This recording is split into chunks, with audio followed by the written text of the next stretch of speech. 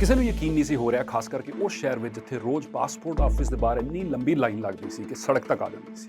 ਲੋਕ ਮਨ 'ਚ ਸੋਚਦੇ ਸੀ ਸ਼ਾਇਦ ਵੀਜ਼ਾ ਖਤਮ ਹੋ ਗਿਆ ਹੋਣਾ, ਕੋਈ ਇਹ ਕਹਿੰਦਾ ਸੀ ਨੌਕਰੀ ਤੋਂ ਕੱਢ ਦਿੱਤਾ ਹੋਣਾ। ਕੈਨੇਡਾ, ਅਮਰੀਕਾ, ਇਹ ਸਾਰੀਆਂ ਜਗ੍ਹਾ ਤੁਹਾਡੀ ਸਾਰੀਆਂ ਮੁਸੀਬਤਾਂ ਦਾ ਹੱਲ ਨਹੀਂ ਹੈ। ਉੱਥੇ ਲੈਂਡ ਕਰਦੇ ਸਾਰ ਬਸ ਜਹਾਜ਼ ਤੋਂ ਬਾਹਰ ਕਦਮ ਰੱਖਦੇ ਸਾਰ ਉਹ ਸਾਰੀਆਂ ਪ੍ਰੋਬਲਮਸ ਖਤਮ ਹੋ ਜਾਣੀਆਂ। ਕੈਨੇਡੀਅਨ ਪੀਆਰ ਜਿਹੜੀ ਮੇਰੀ ਥਰੂ ਹੋਣ ਵਾਲੀ ਸੀ, ਉਹਨਾਂ ਨੂੰ ਵੀ ਮੈਂ ਲਿਖ ਕੇ ਦੱਸਿਆ ਕਿ ਮੈਨੂੰ ਅੱਗੇ ਫਰਦਰ ਪ੍ਰੋਸੈਸਿੰਗ ਦੀ ਜ਼ਰੂਰਤ ਨਹੀਂ ਹੈਗੀ।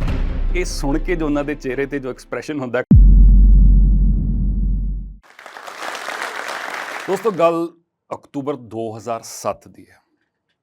ਜੈਟ ਏਅਰਵੇਜ਼ ਦੀ ਲੰਡਨ ਤੋਂ ਉਡਾਨ ਜਿਹੜੀ ਸੀ, ਲੰਡਨ ਤੋਂ ਅੰਮ੍ਰਿਤਸਰ ਤੱਕ, ਉਹਦੇ ਵਿੱਚ ਦੋ ਸ਼ਖਸ ਸਵਾਰ ਸਨ, ਮੈਂ ਤੇ ਮੇਰੀ ਵਾਈਫ, ਜੋ ਬਿਨਾਂ ਜ਼ਿਆਦਾ ਕੋਈ ਕੈਲਕੂਲੇਸ਼ਨ ਕੀਤੇ, ਜ਼ਿਆਦਾ ਸੋਚੇ, ਲਾਈਫ ਦਾ ਇੱਕ ਬੜਾ ਵੱਡਾ ਰਿਸਕ ਲੈ ਕੇ ਮੈਂ ਆਪਣੀ ਹੋਟਲ ਇੰਡਸਟਰੀ ਦੀ ਜੌਬ ਛੱਡ ਕੇ ਤੇ ਮੇਰੀ ਵਾਈਫ ਆਪਣੀ ਰੀਅਲ ਅਸਟੇਟ ਦੀ ਜੌਬ ਛੱਡ ਕੇ ਬੜੇ ਜੋਸ਼, ਬੜੇ ਜਜ਼ਬੇ, ਬੜੀ ਉਮੀਦਾਂ ਦੇ ਨਾਲ ਭਾਰਤ ਵਾਪਸ ਆ ਰਹੇ ਸੀ ਹਮੇਸ਼ਾ ਦੇ ਲਈ। ਅੰਮ੍ਰਿਤਸਰ ਉਤਰ ਕੇ ਪਰਿਵਾਰ ਨੂੰ ਮਿਲਣ ਤੋਂ ਬਾਅਦ ਮੈਂ ਦਰਬਾਰ ਸਾਹਿਬ ਗਿਆ, ਉੱਥੇ ਮੱਥਾ ਟੇਕਿਆ। ਮਨ ਵਿੱਚ ਇੱਕ ਉਮੰਗ ਸੀ, ਇੱਕ ਤਰੀਕੇ ਦੀ ਸਹੁੰ ਚੁੱਕੀ ਕਿ ਇੱਕ ਨਵੀਂ ਸ਼ੁਰੂਆਤ ਹੋਣ ਲੱਗੀ ਹੈ ਜ਼ਿੰਦਗੀ ਦੀ। ਸ਼ਾਇਦ ਦਰਸ਼ਕਾਂ ਨੂੰ ਯਾਦ ਹੋਏਗਾ, ਇਹ ਉਹ ਸਮਾਂ ਹੈ ਜਦੋਂ ਭਗਤ ਸਿੰਘ ਦੀ ਲਾਈਫ ਦੇ ਆਸ-ਪਾਸ ਬੜੀਆਂ ਫਿਲਮਾਂ ਰਿਲੀਜ਼ ਹੋਈਆਂ ਸੀ। ਸਵਦੇਸ ਦੇ ਗਾਣੇ ਵੀ ਬਹੁਤ ਹਿੱਟ ਹੋਏ ਸੀ। ਸ਼ਾਇਦ ਜਿਮ ਵਿੱਚ ਜਾਂ ਆਪਣੀ ਈਵਨਿੰਗ ਵਾਕ 'ਚ ਗਾਣੇ ਜ਼ਿਆਦਾ ਸੁਣ ਕੇ ਮੇਰੇ ਅੰਦਰ ਦੇਸ਼ ਭਗਤੀ ਦਾ ਜਜ਼ਬਾ ਕਾਫੀ ਪੀਕ 'ਤੇ ਸੀ। ਮੈਂ ਵਾਪਸ ਆਇਆ ਤੇ ਕਾਫੀ ਲੋਕਾਂ ਨੇ ਮੈਨੂੰ ਇਹ ਸਵਾਲ ਕੀਤਾ, ਕਿੰਨੇ ਦਿਨ ਦੀ ਛੁੱਟੀ ਆਏ ਹੋ? ਮੇਰਾ ਜਵਾਬ ਇਹ ਸੀ ਕਿ ਮੈਂ ਇੱਥੇ ਵਾਪਸ ਆਇਆ ਹੁਣ ਤੇ ਮੈਂ ਆਪਣਾ ਕੰਮ ਸਟਾਰਟ ਕਰਨਾ ਚਾਹੁੰਦਾ। ਮੈਂ ਇੱਕ ਮੋਟੀਵੇਸ਼ਨਲ ਸਪੀਕਰ ਬਣਨਾ ਚਾਹੁੰਦਾ, ਦੇਸ਼ ਦੇ ਯੂਥ ਨੂੰ ਜਾਗਰੂਕ ਕਰਨਾ ਚਾਹੁੰਦਾ। ਮੇਰੇ ਅੰਕਲ ਜੀ ਜੋ ਇੱਕ ਬੜੇ ਬਜ਼ੁਰਗ ਸੀ, ਉਹਨਾਂ ਨੂੰ ਸਮਝ ਨਹੀਂ ਆਈ ਚੀਜ਼ ਕਿ ਸਪੀਕਰ ਕੀ ਹੁੰਦਾ। ਉਹਨਾਂ ਨੇ ਲੱਗਿਆ ਕਹਿ ਰਿਹਾ ਮੈਂ ਸਪੀਕਰ ਬਣਾਉਣ ਲੱਗਾ, ਮੈਂ ਸਪੀਕਰਸ ਦੀ ਫੈਕਟਰੀ ਖੋਲ੍ਹਣ ਲੱਗਾ। ਉਹ ਕਹਿੰਦੇ ਉਹ ਤੇ ਅਹੂਜਾ ਵਾਲਿਆਂ ਨਾਲ ਕੰਪੀਟੀਸ਼ਨ ਕਰੇਗਾ, ਉਹ ਤੇ ਬੜੇ ਐਸਟੈਬਲਿਸ਼ਡ ਹੈਗੇ। ਮੈਂ ਕਿਹਾ ਨਹੀਂ ਜੀ, ਮੈਂ ਸਪੀਕਰ ਬਣਾਉਣੇ ਨਹੀਂ, ਮੈਂ ਸਪੀਕਰ ਬਣਨਾ ਚਾਹੁੰਦਾ। ਮੈਂ ਆਪਣਾ ਕੰਮ ਕਰਨਾ ਚਾਹੁੰਦਾ। ਮੈਂ ਕੁਝ ਹੋਟਲ ਇੰਡਸਟਰੀ ਤੋਂ ਹੁਣ ਮੈਂ 7-8 ਸਾਲ ਮੈਂ ਗੁਜ਼ਾਰੇ ਨੇ, ਉਸ ਤੋਂ ਬਾਅਦ ਮੈਂ ਹੁਣ ਕੁਝ ਆਪਣਾ ਕਰਨਾ ਚਾਹੁੰਦਾ। ਬੜੀ ਹੈਰਾਨੀ ਹੋਈ ਇਸ ਚੀਜ਼ ਨੂੰ ਸੁਣ ਕੇ, ਖਾਸ ਕਰਕੇ ਉਸ ਸ਼ਹਿਰ ਵਿੱਚ, ਸ਼ਹਿਰ ਜਲੰਧਰ। ਜਨਮ ਮੇਰਾ ਬਟਾਲੇ 'ਚ ਹੋਇਆ, ਜ਼ਿਲ੍ਹਾ ਗੁਰਦਾਸਪੁਰ। ਪੜ੍ਹਾਈ ਮੇਰੇ ਉੱਥੇ ਹੋਈ, 10+2 ਤੱਕ ਮੈਂ ਉੱਥੇ ਰਿਹਾ। ਉਸ ਤੋਂ ਬਾਅਦ ਮੈਂ ਚੰਡੀਗੜ੍ਹ ਪੜ੍ਹਨ ਗਿਆ, ਪਰ ਹੁਣ ਮੈਂ ਮੁੜ ਵਾਪਸ ਜਲੰਧਰ ਆਇਆ ਜਿੱਥੇ ਸਾਡਾ ਹੁਣ ਘਰ ਸੀ। ਕਿਸੇ ਨੂੰ ਯਕੀਨ ਨਹੀਂ ਸੀ ਹੋ ਰਿਹਾ, ਖਾਸ ਕਰਕੇ ਉਸ ਸ਼ਹਿਰ ਵਿੱਚ ਜਿੱਥੇ ਰੋਜ਼ ਪਾਸਪੋਰਟ ਆਫਿਸ ਦੇ ਬਾਹਰ ਇੰਨੀ ਲੰਬੀ ਲਾਈਨ ਲੱਗਦੀ ਸੀ ਕਿ ਸੜਕ ਤੱਕ ਆ ਜਾਂਦੀ ਸੀ। ਲੋਕ ਮਨ 'ਚ ਸੋਚਦੇ ਸੀ ਸ਼ਾਇਦ ਵੀਜ਼ਾ ਖਤਮ ਹੋ ਗਿਆ ਹੋਣਾ, ਕੋਈ ਇਹ ਕਹਿੰਦਾ ਸੀ ਨੌਕਰੀ ਤੋਂ ਕੱਢ ਦਿੱਤਾ ਹੋਣਾ। ਸਾਰਿਆਂ ਦੀ ਆਪਣੀ ਸਪੈਕੂਲੇਸ਼ਨ ਸੀ। ਜਿਹਨੇ ਮੇਰੀ ਗੱਲ 'ਤੇ ਯਕੀਨ ਕੀਤਾ ਉਹ ਵੀ ਮਨ ਹੀ ਮਨ ਕਹਿ ਰਿਹਾ ਸੀ ਬਹੁਤ ਵੱਡੀ ਗਲਤੀ ਕਰ ਰਿਹਾ। ਮੈਂ ਉਸ ਸਮੇਂ ਇੱਦਾਂ ਦੀ ਕਸ਼ਮਕਸ਼ ਤੋਂ ਗੁਜ਼ਰਿਆ ਤੇ ਐਂਡ 'ਚ ਮੈਂ ਨਤੀਜਾ ਇਹੀ ਬਣਾਇਆ, ਕਿਉਂਕਿ ਮੇਰੇ ਮਾਤਾ ਜੀ ਇੰਡੀਆ ਇਕੱਲੇ ਸੀਗੇ। ਫਾਦਰ ਸਾਹਿਬ ਦੀ ਡੈਥ ਹੋਣ ਤੋਂ ਬਾਅਦ ਉਹ ਬਿਲਕੁਲ ਇਕੱਲੇ ਸੀ ਇੱਥੇ। ਉਹਨਾਂ ਦਾ UK ਮੂਵ ਕਰਨਾ ਸੰਭਵ ਨਹੀਂ ਸੀ। ਮੇਰੇ ਅੰਦਰੋਂ ਆਵਾਜ਼ ਆਉਂਦੀ ਸੀ ਮਾਂ ਨੂੰ ਵੀ ਲੋੜ ਹੈ ਤੇ ਮਾਂ ਭੂਮੀ ਨੂੰ ਵੀ ਲੋੜ ਹੈ। ਹਾਲਾਂਕਿ ਇਹ ਟ੍ਰੈਂਡ ਦੇ ਬਿਲਕੁਲ ਅਗੇਂਸਟ ਸੀ। ਤੇ ਦੂਸਰੀ ਗੱਲ, ਮੈਨੂੰ ਇਹ ਨਹੀਂ ਸੀ ਪਤਾ ਮੇਰੇ ਵਾਪਸ ਜਾ ਕੇ ਐਗਜ਼ੈਕਟਲੀ ਕਰਨਾ ਕੀ ਹੈ। ਮੇਰੇ ਕੋਲ ਕੋਈ ਐਗਜ਼ੈਕਟ ਪਲਾਨ ਨਹੀਂ ਸੀਗਾ।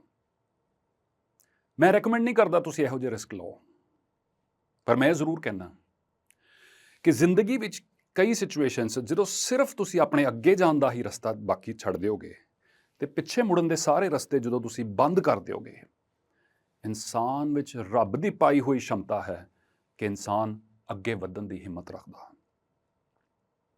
ਦੀਪਕ ਜਤੋਈ ਜੀ ਇੱਕ ਕਵੀ ਹੋਏ ਨੇ, ਉਹਨਾਂ ਦੀ ਕਵਿਤਾ ਹੈ ਰਾਈਆ ਤੋਂ ਰੁਕਣਾ। ਉਹਦੀਆਂ ਚੰਦ ਪੰਕਤੀਆਂ ਕੁਛ ਇੱਦਾਂ ਨੇ,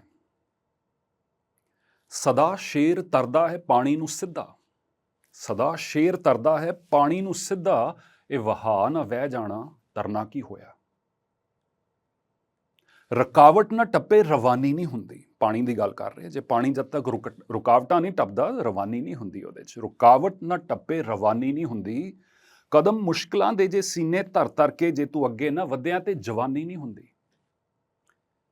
ਇਹ ਰੁਕ ਕੇ ਵਧਣਾ ਤੇ ਵੱਧ ਕੇ ਰੁਕਣਾ ਤੇਰੀ ਵੀਰਤਾ ਉੱਤੇ ਧੱਬਾ ਹੈ ਚੰਨਿਆ। ਇੱਕ ਨੌਜਵਾਨ ਨੂੰ ਦੀਪਕ ਜਤੋਈ ਜੀ ਨੇ ਇਹਦੇ 'ਚ ਚੈਲੰਜ ਦਿੱਤਾ ਹੈ ਕਿ ਰੁਕ ਕੇ ਵਧਣਾ ਤੇ ਵੱਧ ਕੇ ਰੁਕਣਾ ਤੇਰੀ ਵੀਰਤਾ ਉੱਤੇ ਧੱਬਾ ਹੈ ਚੰਨਿਆ। ਕਹਿਣ ਦਾ ਭਾਵ, ਇਨਸਾਨ ਜਦੋਂ ਫਰਮ ਡਿਸੀਜਨ ਕਰ ਲਏ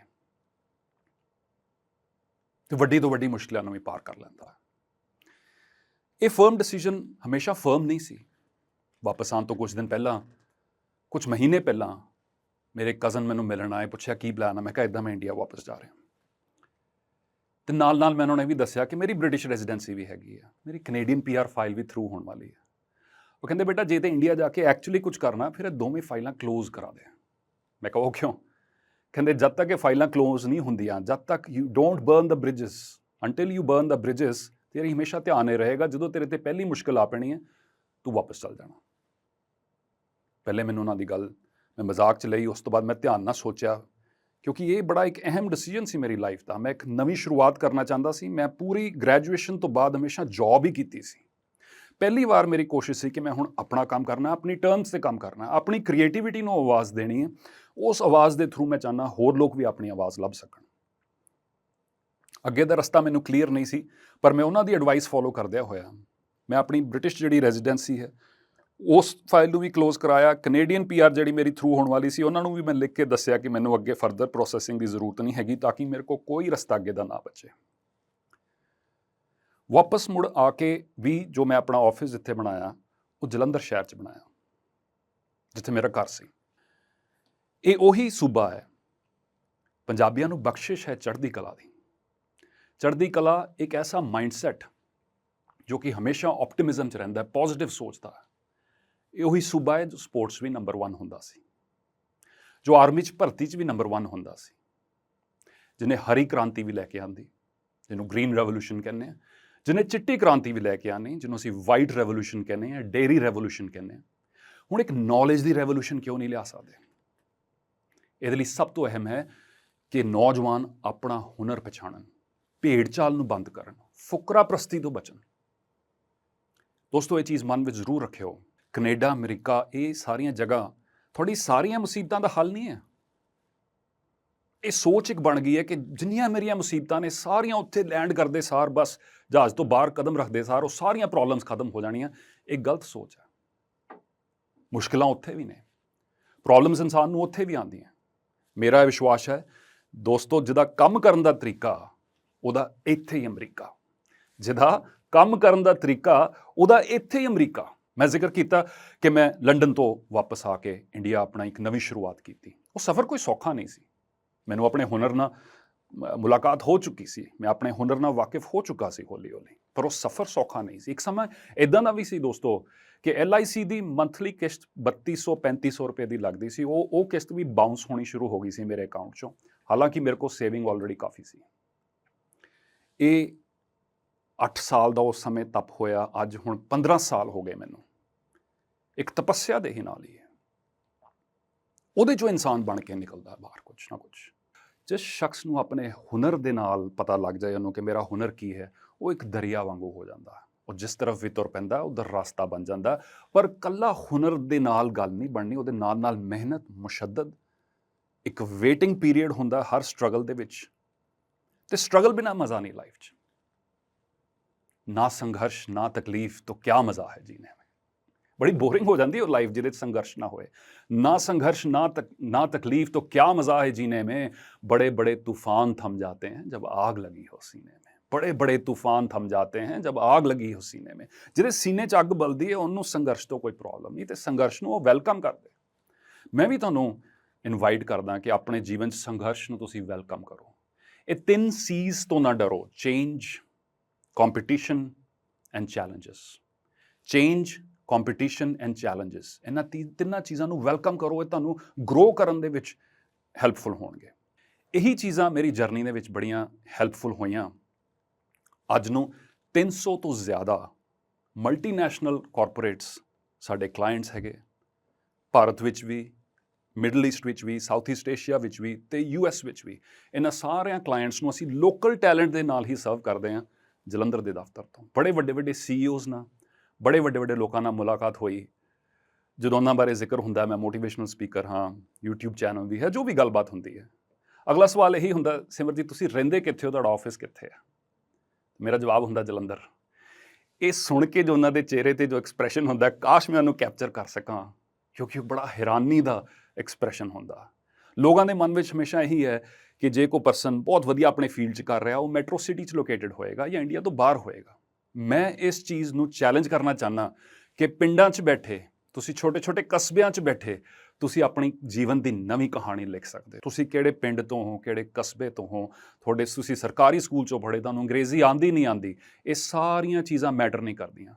ਤੁਹਾਡੇ ਅੰਦਰ ਕਮਿਟਮੈਂਟ ਹੋਣੀ ਚਾਹੀਦੀ ਹੈ, ਅੱਗ ਹੋਣੀ ਚਾਹੀਦੀ ਹੈ, ਇੱਕ ਵਿਜ਼ਨ ਹੋਣਾ ਚਾਹੀਦਾ ਆਪਣੀ ਲਾਈਫ ਨੂੰ ਲੈ ਕੇ, ਤੇ ਇਹ ਸਾਰਾ ਕੁਝ ਬੜਾ ਆਸਾਨ ਹੈ। ਜੇਕਰ ਤੁਸੀਂ ਇਸ ਵੀਡੀਓ ਦੇ ਅਖੀਰ ਤੱਕ ਆਏ ਹੋ ਤੇ ਤੁਹਾਨੂੰ ਵੀ ਜ਼ਰੂਰ ਮੇਰੀ ਤਰ੍ਹਾਂ ਇਨਸਪੀਰੇਸ਼ਨ ਮਿਲੀ ਹੋਏਗੀ। ਅਸੀਂ ਸਾਰੇ ਆਪਣੀ ਜ਼ਿੰਦਗੀ ਵਿੱਚ ਮੁਸ਼ਕਿਲਾਂ ਦਾ ਸਾਹਮਣਾ ਕਰਦੇ ਹਾਂ ਕਿਉਂਕਿ ਸਾਨੂੰ ਇੰਗਲਿਸ਼ ਬੋਲਣੀ ਨਹੀਂ ਆਉਂਦੀ। ਜਿਸ ਤਰ੍ਹਾਂ ਕਿ ਆਪਣੀ ਸੁਪਨਿਆਂ ਦੀ ਨੌਕਰੀ ਨਾ ਮਿਲਣਾ, ਜਾਂ ਬਾਹਰ ਜਾਣ ਦੀ ਅਪੋਰਚੁਨਿਟੀ ਗਵਾ ਲੈਣਾ, ਜਾਂ ਫਿਰ ਸਿਰਫ ਦੋਸਤ ਹੀ ਨਾ ਬਣਾ ਪਾਉਣਾ। ਪ੍ਰੋਬਲਮਸ ਦੀ ਇੱਕ ਵਜ੍ਹਾ ਹੈ ਲੈਕ ਆਫ ਪ੍ਰੈਕਟਿਸ, ਕਿਉਂਕਿ ਮਾਹੌਲ ਨਹੀਂ ਹੈ। ਘਬਰਾਓ ਨਾ, ਸਾਡੇ ਕੋਲ ਇਹਦਾ ਇੱਕ ਸੋਲੂਸ਼ਨ ਹੈ, ਜੋਸ਼ ਸਕਿੱਲਸ ਸਪੋਕਨ ਇੰਗਲਿਸ਼। ਪਰ ਜੋਸ਼ ਸਕਿੱਲਸ ਕੀ ਹੈ ਤੇ ਇਹ ਕਿਵੇਂ ਕੰਮ ਕਰਦਾ ਹੈ, ਆਓ ਵੇਖੀਏ। ਇਹਦੇ ਅੰਦਰ ਸਾਨੂੰ ਮਿਲਦੇ ਨੇ 4 ਸੈਕਸ਼ਨਸ: ਗ੍ਰਾਮਰ, ਵੋਕੈਬੂਲਰੀ, ਸਪੀਕਿੰਗ ਅਤੇ ਰੀਡਿੰਗ ਕਲਾਸਿਸ। ਫਿਰ ਆਉਂਦਾ ਹੈ ਸਾਡਾ ਫੇਵਰਿਟ ਪਾਰਟ ਇਸ course the, practice with partner. ਅਸੀਂ ਸਾਰੇ ਇੱਕ ਅਜਿਹੀ ਥਾਂ ਲੱਭਦੇ ਹਾਂ ਜਿੱਥੇ ਅਸੀਂ ਸਿੱਖ ਸਕੀਏ ਅਤੇ ਕੋਈ ਸਾਨੂੰ ਜੱਜ ਨਾ ਕਰੇ। ਇੱਥੇ ਤੁਸੀਂ ਬੋਲ ਅਤੇ ਪ੍ਰੈਕਟਿਸ ਕਰ ਸਕਦੇ ਹੋ ਹਜ਼ਾਰਾਂ ਸਟੂਡੈਂਟਸ ਨਾਲ ਜੋ ਤੁਹਾਡੀ ਤਰ੍ਹਾਂ ਇੰਗਲਿਸ਼ ਸਿੱਖਣਾ ਚਾਹੁੰਦੇ ਨੇ। ਆਪਣਾ ਫ੍ਰੀ ਟ੍ਰਾਇਲ ਲਵੋ ਤੇ ਅੱਜ ਤੋਂ ਹੀ ਸਿੱਖਣ ਦਾ ਸਫ਼ਰ ਸ਼ੁਰੂ ਕਰੋ। ਜੋਸ਼ ਟਾਕਸ ਹੁਣ Spotify ਐਕਸਕਲੂਸਿਵ ਪੋਡਕਾਸਟ ਹੈ, ਜਿਹਦੇ ਨਾਲ ਜੋਸ਼ ਟਾਕਸ ਦੀਆਂ ਸਾਰੀਆਂ ਕਹਾਣੀਆਂ ਆਡੀਓ ਫਾਰਮੈਟ 'ਚ ਵੀ ਉਪਲਬਧ ਹੋਣਗੀਆਂ ਸਿਰਫ ਤੇ ਸਿਰਫ Spotify ਤੇ ਹਾਂ, ਜੇ ਇਹ ਵੀਡੀਓ ਚੰਗੀ ਲੱਗੀ ਤਾਂ ਜੋਸ਼ ਟਾਕਸ ਪੋਡਕਾਸਟ ਨੂੰ ਤੁਸੀਂ Spotify ਤੇ ਫੋਲੋ ਕਰ ਸਕਦੇ ਹੋ ਐਂਡ ਸੁਣ ਸਕਦੇ ਹੋ ਇਹ ਜਿਹੀਆਂ ਹੋਰ ਬਹੁਤ ਸਾਰੀਆਂ ਇਨਸਪਾਇਰਿੰਗ ਕਹਾਣੀਆਂ ਸਿਰਫ Spotify ਤੇ।